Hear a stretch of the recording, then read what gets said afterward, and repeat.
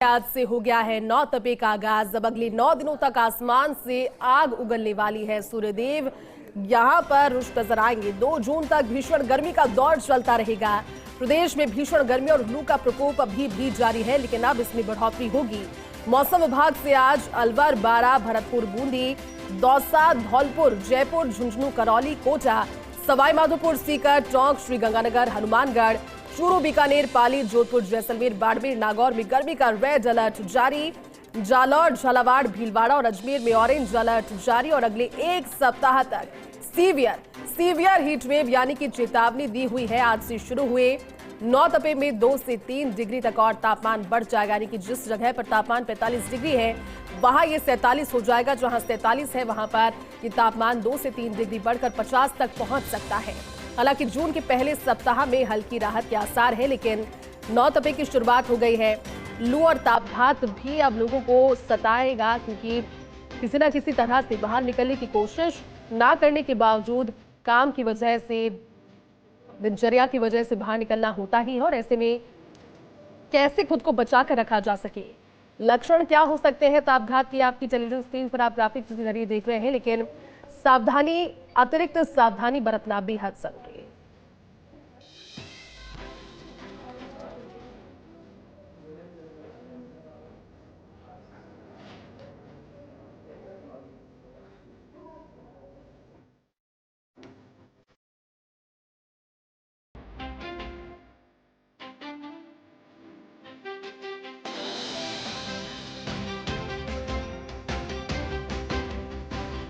भीषण गर्मी और लू का हाई अलर्ट जारी है। नौतपे की शुरुआत हो गई है। अलग अलग जगहों से तस्वीरें दिखाते हैं हमारे साथ। जोधपुर से सहयोगी और रेजिडेंट एडिटर राजीव गौड़ इस समय जुड़े हुए हैं। जयपुर से सहयोगी शिवांगी हमारे साथ में है। पाली से सहयोगी सुभाष त्रिवेदी भी हमारे साथ में, और साथ ही सीनियर स्पेशल रिपोर्टर जालौर से हमारे साथ लूणाराम भी जुड़े हुए हैं। सबसे पहले जयपुर का रुख कर लेते हैं। शिवांगी, नौतपे की शुरुआत आज से हो गई है और अब अगले दिन 9 दिनों तक जिस तरह की गर्मी रहने वाली है उसको लेकर के कहां आप मौजूद हैं और क्या जानकारी लगी है वहां से?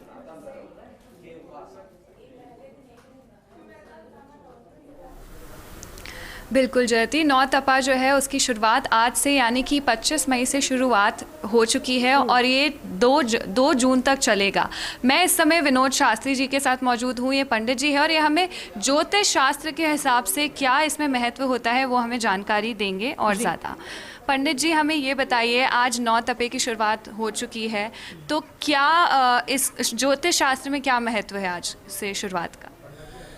आज सुबह 3:17 पर सूर्य रोहिणी नक्षत्र में आया है और रोहिणी नक्षत्र में जब सूर्य आता है उससे 9 दिन, वैसे तो सूर्य तो 13 दिन तक रोहिणी नक्षत्र में रहता है, लेकिन उसके प्रारंभ के 9 दिन नवतपा कहलाता है।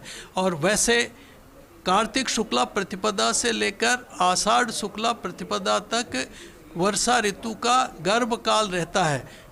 कार्तिक शुक्ला प्रतिपदा को गर्भाधान होता है और आषाढ़ शुक्ला प्रतिपदा तक 8 महीने ये गर्भकाल रहता है। इस बीच जब सूर्य रोहिणी नक्षत्र में आता है और इन 9 तपों में यदि कोई भी वर्षा होती है या कोई किसी तरह के अंदर आते हैं तो ये 9 दिन एक दिन 15 पक्ष के बहुत महत्वपूर्ण होते हैं।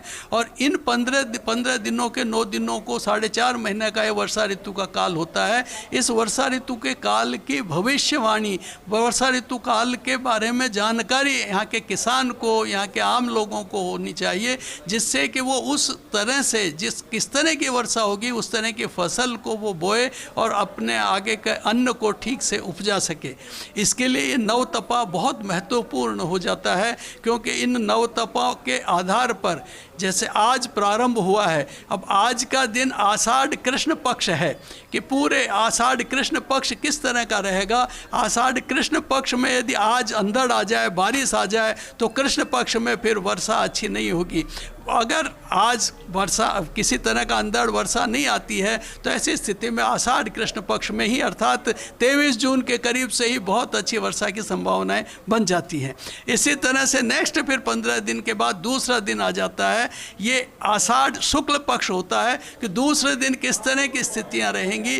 वो बहुत ज़्यादा तपता है, यदि अंधड़ आदि रात्रि को आता है तो उससे किसी तरह की परेशानी नहीं रहती है। तो ये 2-2 दिन 1-1 महीने के संकेत देते हैं। कि कैसा रहेगा अगला वर्ष। लेकिन इनमें भी यदि बहुत तेज़ बारिश आ जाती है तो कीट पतंगों का भय रह जाता है। कहीं पर बारिश आने के बाद भी सूर्य फिर वापस बहुत तपने लग जाता है तो अतिवृष्टि होती है, क्योंकि वो अनिष्ट का होता है। और वैसे ये 9 दिन इतिकाल कहलाता है, और इतिकाल से अभिप्राय होता है कि वहाँ के राजा को, अड़ोस पड़ोस के क्षेत्र को और कई तरह के राज्य की अर्थव्यवस्था को ये 9 दिन बहुत प्रभावित करते हैं। इसलिए 9 दिन पूरे वर्ष के फलादेश लेने के लिए बहुत महत्वपूर्ण हो जाते हैं। पंडित जी ये बताइए, इतनी गर्मी पड़ने वाली है, 9 तपा शुरू हो चुका है, तो आमजन के लिए आप क्या कहना चाहें? किस तरह से वो क्या प्रिकॉशंस ले, क्या सूर्यदेव को किस तरह से खुश करे, कैसे उनको रहना चाहिए 9 दिनों में?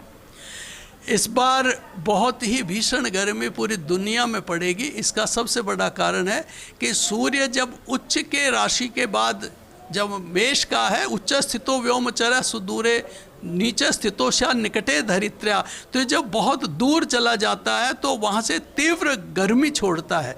लेकिन इस बार एक विशेष योग क्या बना हुआ है कि शुक्र और बृहस्पति ये दोनों सूर्य के सन्निध बहुत ही नज़दीक हैं और अस्त हैं। जब शुक्र और बृहस्पति ये 2 ब्रह्मांड के हमारे नवग्रहों में सबसे महत्वपूर्ण ग्रह होते हैं, और शुक्र और बृहस्पति के कारण से जो सूर्य की तेज है वो बहुत तेज हो गया। और उसका जो तेज सूर्य के और बृहस्पति के कारण, क्योंकि बृहस्पति ही पृथ्वी पर आने वाले अनिष्ट को रोकता है, वो गुरु है, और गुरु का काम है कि किसी भी तरह के कोई भी अनिष्ट यदि पृथ्वी पर आ रहा है उससे वो रक्षा करे पृथ्वी की। तो ऐसी स्थिति में अभी बृहस्पति और शुक्र दोनों अस्त हैं, सूर्य का तेज उससे 4 गुना बढ़ करके आ रहा है। ऐसी स्थिति में आम लोगों को वैसे तो भौतिक दृष्टि से तो कुछ भी प्रयोग करें, लेकिन बृहस्पति के निमित्त केले की पूजा करें, वृक्षों की पूजा करें, और शुक्र के निमित्त जो फलदार वृक्ष हैं उनकी रक्षा करें, और वृक्षों को लगाने का संकल्प लें। जल दान करें, लोगों के लिए जल वस्त्र आदि का दान करें, छाया प्रदान करें। उससे उनको ये किसी भी तरह के जो लौकिक पारलौकिक अनिष्ट है उससे उनकी पूर्ण रूप से रक्षा हो जाएगी। जयति देखिए, ये तो था ज्योतिष शास्त्र के अनुसार इन्होंने हमें जानकारी दी, लेकिन साइंटिफिक में जो है सूरज जो होता है इन 9 दिनों में बहुत ज़्यादा गर्म रहता है। जैसे कि हम देख रहे हैं गर्मियाँ बहुत टाइम से चल रही हैं, मई में इस बार बहुत ज़्यादा गर्मी पड़ी है, लेकिन अभी जो 9 तपा शुरू हो रहा है इसमें सूरज बहुत ज़्यादा गर्म रहने वाला है। कहा जाता है हर साल 9 दिन बेहद मुश्किल भरे रहेंगे। एक बार जोधपुर का रुख करते हैं, राजीव हमारे साथ लगातार बने हुए हैं। राजीव, अगले 9 दिनों तक घोषित कर्फ्यू से सूर्यदेव का कहें तो गलत तो नहीं होगा, जोधपुर वासी कैसे रहेंगे अगले 9 दिनों तक? राजीव,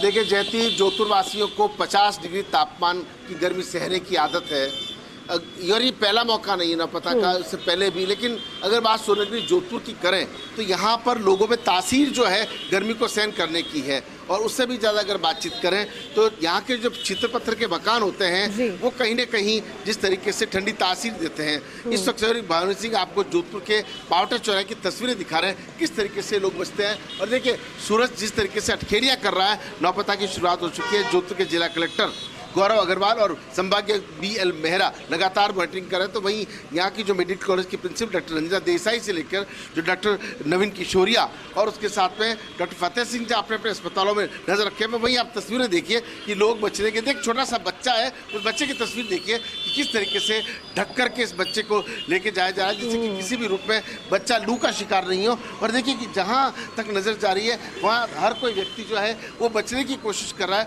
और देखिए एक पुलिस कांस्टेबल जो है दूर तक अगर नजर जा रही है पूरी तरह से वो खुद पैक है, तो समझा जा सकता है। देखिए दूसरी तस्वीर जो है वो नींबू पानी की, यहाँ जो लोगों की जो भीड़ है वो नींबू पानी जो है वहाँ पर भीड़ लगी, कैसे कैसे बचने की कोशिश करते हैं। जरा बात भी कर लेते हैं कि आखिर किस तरीके से या गर्मी ज़्यादा पड़ रही है, कैसे लोग बचाव कर रहे हैं?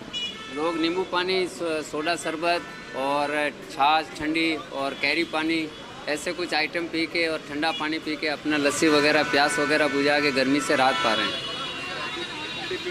जरा भैया आज से नौपता लगा है, कैसे बचाव कर रहे हैं गर्मी से? गर्मी से नींबू पिलाने से बचाव हो रहा है, बाकी कपड़े धोने का भिजो के सूखा के आदमी अपना गर्मी को अपना सहन कर रहे हैं। आप देख सकते हैं कि तस्वीरों में हर कोई जो है नींबू पानी जो है वो पी रहा है, कैरी पानी है, लस्सी है।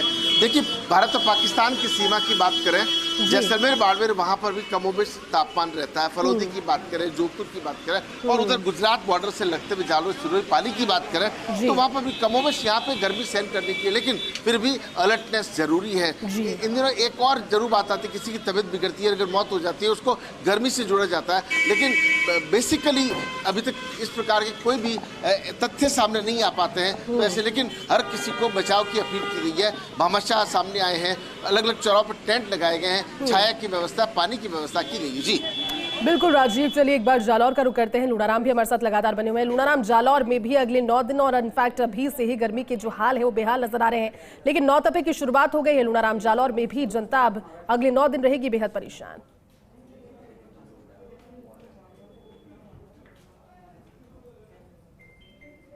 जालोर में 9 तपे की शुरुआत हो चुकी है, तापमान में बढ़ोतरी हुई है। तापमान जो है वो 47.7 डिग्री तक पहुंच चुका है। और सबसे बड़ी बात, 9 तपे की शुरुआत तो आज से हुई है, लेकिन सप्ताह भर जो अभी का जो गुजरा है वो तेज भीषण गर्मी में गुजरा है। लोगों के हाल बेहाल है। हालांकि यहाँ का तापमान हमेशा हर साल गर्मियों में इसी तरीके का कुछ देखने को मिलता है, तो यहाँ के लोग सहन करने को लेकर हो चुके हैं अनुभवी। लेकिन सबसे बड़ी बात है कि इस बार जो भीषण गर्मी है जिसके चलते लोगों के हाल बेहाल है। एक पुलिसकर्मी मेरे साथ मौजूद है, उनसे जानते हैं इस भीषण गर्मी में किस तरीके की ड्यूटी हो रही है, कैसे अपने आप को इस हीट वेव से बचा रहे हैं। वर्तमान समय में काफ़ी सप्ताह भर से बहुत ज़्यादा गर्मी, करीबन 47-48 डिग्री सेल्सियस तापमान पहुंच चुका है। इस दौरान ड्यूटी करने में काफ़ी कठिनाई आ रही है। पूरे दिन वर्दी पसीने से भीगी हुई रहे तो भी हम ड्यूटी करते हैं और बहुत ही ज़्यादा गर्मी है। इस भीषण गर्मी में एक जालोर और सांचौर के लिए एक दुखद खबर ये भी हो सकती है कि इस हीट वेव के चलते 9 लोगों की मौत हो गई। सांचौर जिले में रानीवाड़ा इलाके के 2, एक महिला और एक पुरुष, और जालोर जिले के इलाके में 7 के करीब मौत हुई है हीट वेव। हालांकि प्रशासन ने हीट वेव के चलते या भीषण गर्मी के चलते मौत को लेकर पुष्टि नहीं की है। और इस हीट वेव के चलते प्रशासन की ओर से बाकायदा पुख्ता बंदोबस्त किए गए हैं। इसके साथ में नगर परिषद की ओर से कलेक्टर के निर्देश पर सड़कों पर पानी का छिड़काव किया जा रहा है। उसके साथ साथ में जगह जगह अस्थायी प्याऊ की बात करें, अस्थायी साया की बात करें, टेंट लगाए गए। तो तमाम जिला प्रशासन की ओर से, जालोर कलेक्टर की बात करें या सांचौर कलेक्टर की, तमाम पुख्ता व्यवस्थाएं कर रहे हैं, मॉनिटरिंग कर रहे हैं। लेकिन ये जो भीषण गर्मी है जिसके चलते लोगों के हाल बेहाल है, और दोपहर में ऐसे नजारे देखने को मिलते हैं कि सड़कों पर लोग भी बहुत कम निकलते हैं। और जो लोग मजदूर या श्रमिक है जिन्हें जरूरी निकलना होता है मजदूरी के लिए, तो उनके लिए ये भीषण गर्मी काफी ये कहें कि उनके लिए बेहाल कर रही है। जी बिल्कुल लूणाराम, चलिए एक बार जोधपुर का फिर से रुख करते हैं। राजीव हमारे साथ बने हुए। राजीव, वैसे तो ओवरऑल पूरा जोधपुर और पूरा जो इलाका है यही तपने वाला है और तब भी रहा है, लेकिन मौसम विभाग के अलर्ट में ऐसे कौन से क्षेत्र हैं आसपास के जोधपुर के जिनमें सबसे ज्यादा रिस्क फैक्टर ज्यादा रहेगा? सीवियर हीट वेव कहां पर ज्यादा रहेगी?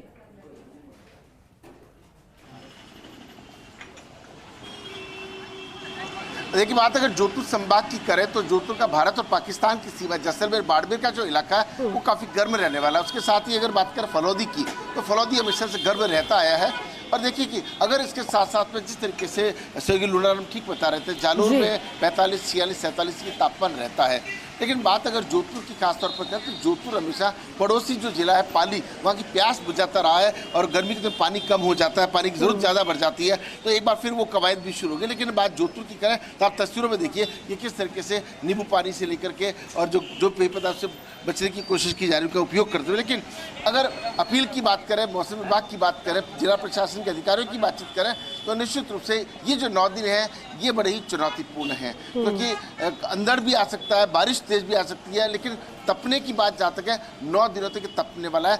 जून का जो फर्स्ट वीक होगा वो जरूर जो है माना जा रहा है कि एक तरह से बारिश का दौर भी शुरू होगा। नौतपा जब जा रहा होगा तब कहीं ना कहीं थोड़ी ठंडक हो सकती है, बारिश हो सकती है। लेकिन शुरुआती दौर में तो लोगों के हाल भी हाल है। देखिए इसी बीच में एक और बात है, बार बार बिजली का जाना, बिजली की जो आंख बिचौली है उससे लोग ज़्यादा हैरान और परेशान हैं, क्योंकि जरूरी काम होता है तो घरों से निकलते हैं, अच्छा घर पर हैं और बिजली नहीं आ रही है, पंखे नहीं चल पा रहे, कूलर नहीं चल पा रहे, तो थोड़ी परेशानी होती है। जी बिल्कुल राजीव, आप ठीक कह रहे हैं, अगले 9 दिन मुश्किल भरे। आप सभी सहयोगियों का बहुत बहुत शुक्रिया, आप अपना ख्याल रखिए और बहुत बहुत धन्यवाद तस्वीरें साझा करने